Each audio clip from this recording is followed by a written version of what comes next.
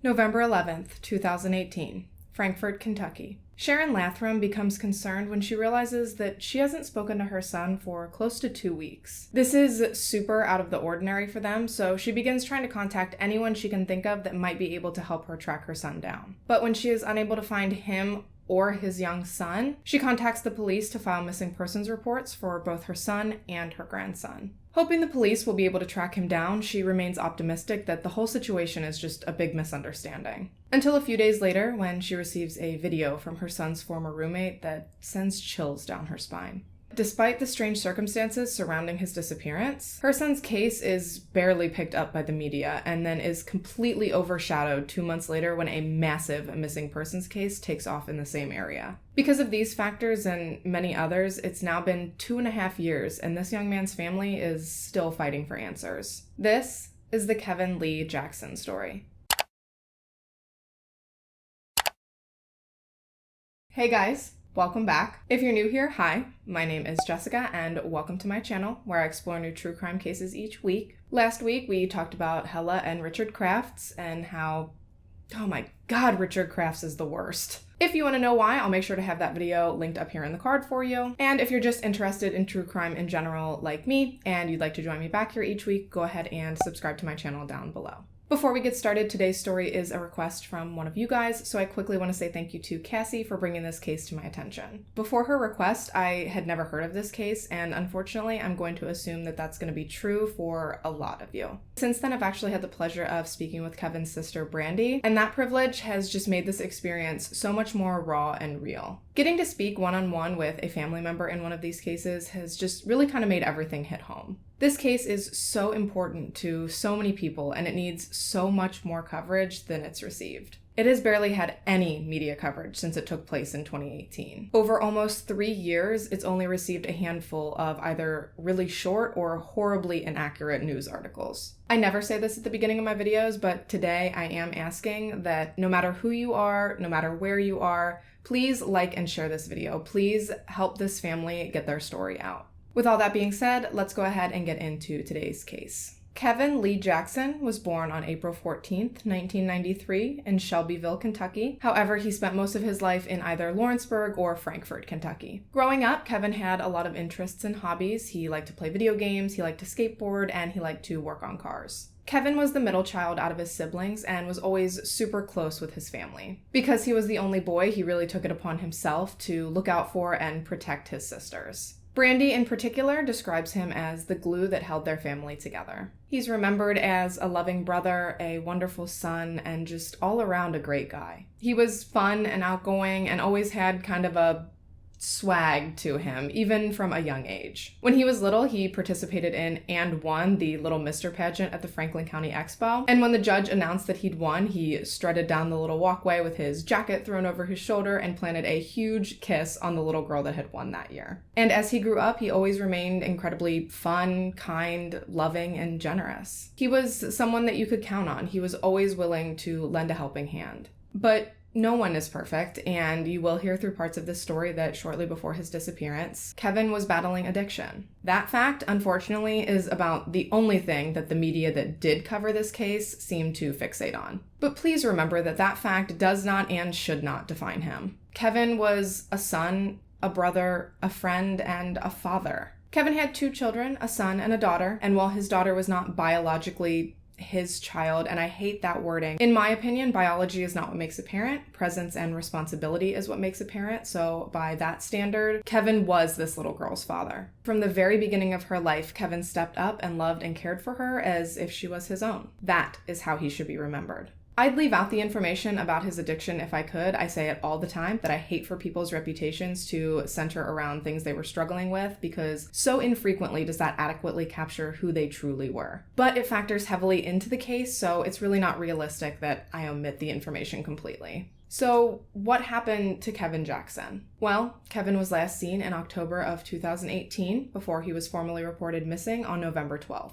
Earlier in November, Kevin's mom, Sharon, realized that she hadn't heard from him in quite a while, which was really unusual for them. They were super close. He would typically check in with her daily. Whether it was a phone call or a text message, it didn't matter. She could usually expect that she would hear from him. But he was an adult, 25 at this point, so she didn't immediately freak out. But as the days went on, she started to feel more and more uneasy about the situation. And eventually everyone kind of reached their breaking point when a really good friend of Kevin's reached out to his sister Brandy and asked if she knew where Kevin was because he actually hadn't seen him in a while either. That's when the real panic started to set in. They started contacting everyone they could think of to see if anyone knew where Kevin was, but it turned out that no one had seen him or his young son since Halloween. So as kind of a last-ditch effort, Sharon actually contacted a friend of Kevin's that he'd been staying with temporarily. I'm going to refer to this person as T. Her name is out there. If you want to, you can look and find it pretty easily, but in order to protect myself legally and to keep from complicating an open investigation, you're not going to be hearing it here today. When T was contacted, she told Sharon that she had not seen him or his son since Halloween and that she had absolutely no idea where either of them were. Hearing this was the last straw for Sharon. She filed a missing persons report for both Kevin and his son the next day, which was November 12th.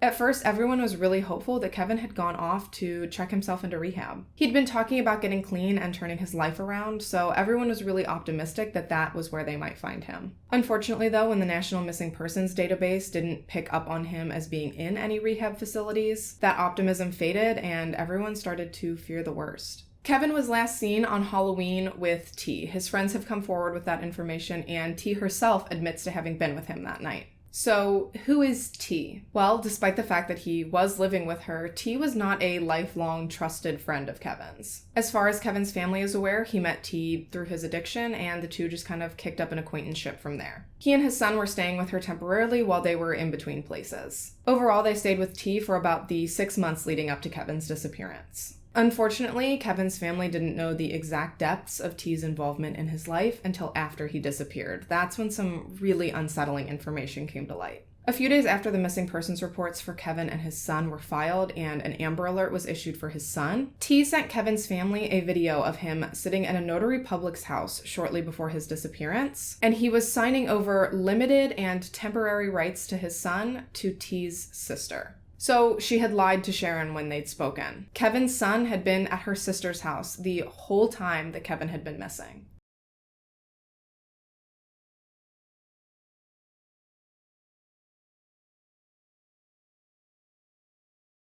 These papers were then notarized just days before Kevin's disappearance. As you can see, the video is fairly short, so from an outside perspective, it's hard to really gather much of anything from it.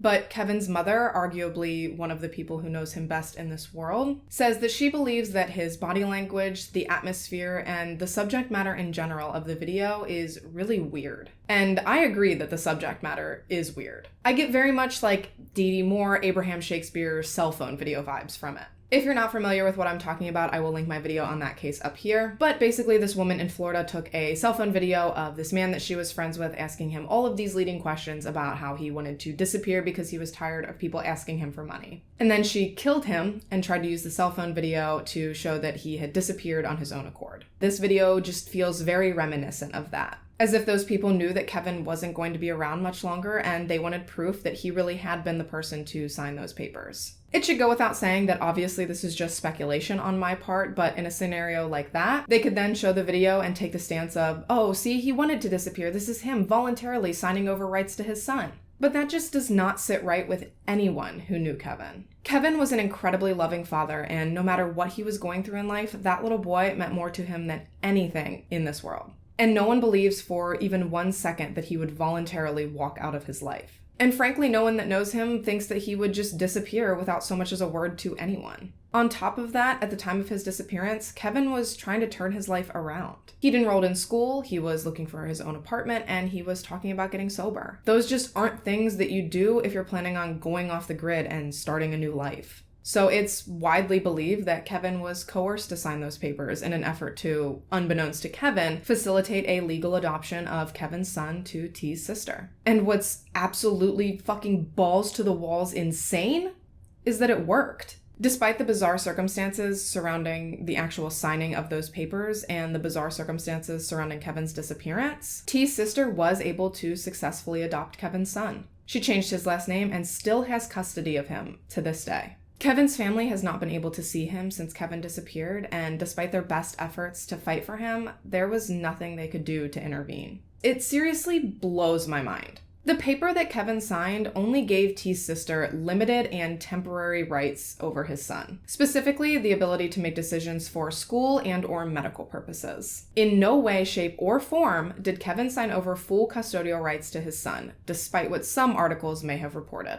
But somehow this one single paper was used in court to fight for and secure a legal adoption. What? Kevin's mother has said that even though she was sitting in the courtroom and listened to the whole thing play out, she still can't quite grasp how exactly they managed to pull it off. So now, not only did this family lose Kevin, but they lost his son as well. It's like a double slap in the face. And as an outside perspective, I truly cannot, no matter how hard I try, I cannot comprehend how things managed to get this far. My heart aches for his family. I cannot imagine what this experience has been like for them. As far as the investigation goes, it didn't start off great, I can tell you that much. It took 6 months for police to ask local news to cover the story, and close to a year for them to organize any type of formal search for Kevin. The detective that was initially overseeing Kevin's case tried to explain his disappearance away as just another drug addict gone on a binge, which is ridiculous. It took a change of detective for the family to actually feel as though the case was being taken seriously. They now have complete confidence that the case is being handled correctly. However, communication between law enforcement and the family still remains fairly minimal. The family reaches out frequently, but more often than not, it kind of just turns into a long-running game of phone tag, which has to be so frustrating because the investigation as a whole has been slow-moving from the start. At this point, I hope it's because they're doing their due diligence and working to secure the appropriate evidence to figure this thing out, to finally bring justice and closure to Kevin's family. Now, what police have actually been doing in an effort to solve this case,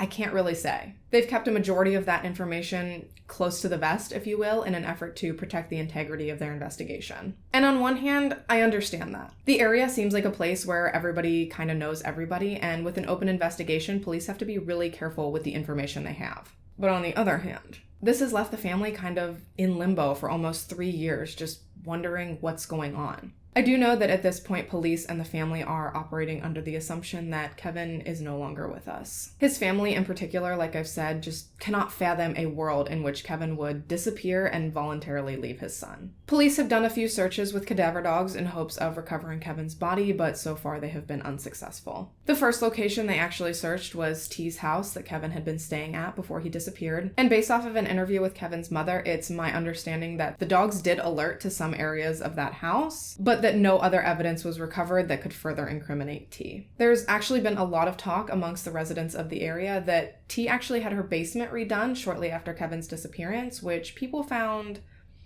odd. And while police did go through there with dogs, they've never gone through with any ground-penetrating radar or equipment of that nature, at least that I'm aware of. So there could potentially still be answers at that house that police just have yet to unearth. Police have also searched a few areas of land that were called into question, but sadly those searches were inconclusive as well. But I do want to say that what has been and continues to be incredible is that despite everything that this family has been through with police, with this investigation, with the media, they continue to remain optimistic. Optimistic that even if it takes years, there will be a resolution to this case and they will see justice. Do you know how strong you have to be to go through something like this and maintain that level of faith and optimism? It's nothing short of inspiring. On the flip side of that, what's incredibly disheartening is that because Kevin was a man, and possibly because he was battling addiction, his case has not received adequate attention from the public or the media. Despite the family's best efforts, they had a difficult time getting any local media to cover the case at all. And when they did finally get someone to take on the story, it was reported incredibly minimally and horribly inaccurately. One of the most helpful things that's happened as far as publicity for the case goes is when Savannah Spurlock's family reported Kevin's disappearance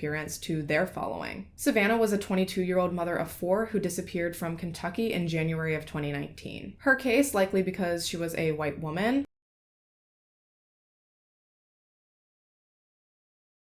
took off in the media and garnered tons of attention almost immediately. Therefore, her family used their platform to spread awareness about some lesser-known missing persons cases in Kentucky, which included Kevin's. And I truly want to commend her family for that. I think the fact that they took it upon themselves to use their platform to spread awareness on as many cases as possible is incredible. But outside of that, there's been very little reported on Kevin's case by the media. Sharon was featured on a podcast back in June of 2020, and obviously I'm here today, but I still don't think that's enough. His family has been fighting an uphill battle from the start. While there is a lot of optimism surrounding the case ultimately being solved, there isn't as much optimism surrounding Kevin's body actually being recovered, which is devastating, not just for the investigation, but for the family. In the horrible circumstance where someone's life is taken from them unjustly, their family should not be denied the ability to properly lay them to rest. That is a pain that no one should ever have to experience. As for what may have happened, obviously no one knows for sure, but I think it's pretty obvious that foul play was involved in this case. And if T wasn't directly involved in whatever happened to Kevin, at the very least, she knows something. The family has always stood by that theory. They feel that there's been enough witness statements and evidence thus far to support those claims. And I agree, I don't think that her name would be so intertwined in this case if she didn't at least know something. It seems even more likely when you consider Sharon's claims that T has been known to make jokes about the fact that there aren't any bodies in the basement of that house. That the police have checked and they haven't found anything, so it's all good. Sharon also claims that T at one point invited her to come through the house to see for herself that Kevin was not there. Which in my opinion is weird, insensitive, and frankly, a little sus. Sharon was actually given that opportunity by police, but she declined. She has difficulty just driving past that house, knowing everything she knows now, so she felt as though actually walking through it would just be too painful for her. Just to reiterate, no one has ever been charged in relation to Kevin's disappearance, and everyone is innocent until proven guilty. But it definitely seems as though Kevin was in a vulnerable place and was manipulated into signing over those temporary rights to his son. There's also $5,000 worth of tuition money that Kevin had that's also gone missing, which just adds to the suspicious circumstances surrounding his disappearance. Obviously, I don't have real answers. I wish I did, but at this point, really all anyone can do is speculate. Which is why I think that the most important thing that can be done to help is to get the word out about this case. We saw in Hella Craft's story what a big impact the public can have in blowing these cases up, in lighting a fire under law enforcement and keeping the momentum going. That's what will hopefully bring justice and closure to this family. Kevin may have gotten mixed up with the wrong people and he may have been struggling, but he certainly did not deserve what happened to him. No one deserves to go missing without a trace. No one deserves to miss out on their children's lives, and no one deserves to miss out on their own life. I wish I had more information for you guys on this one, I really do, but it's just not available right now. So if by any chance you or someone you know has any information that might help solve this case, please reach out to the Frankfort Police Department. I will have their phone number listed on screen here. You can also anonymously reach out to the local Crime Stoppers, whose number is now listed on the screen. Or if you live in the area and you know something about what happened to Kevin, please feel free to visit one of 2 anonymous tip boxes currently located in Frankfort. There's one at 5th Avenue and Hillcrest and one at Riverview Park. You can also like and share the Missing Kevin Jackson Facebook page, which I will have linked in the description below, along with all of the contact information I just listed. I know I've said it already, but I'm going to say it again here. Please like and share this video to help spread the word and keep this investigation moving. Publicity and attention. That's what's needed to eventually find #justiceforkjax. As always, I thank you so much for taking the time to watch this video and to listen to Kevin's story. If you haven't already and you'd like to, go ahead and subscribe to my channel down below. I put out new true crime content each week, and I would love to see you back here in my next video. Until then, stay safe and have a good week. Bye, guys.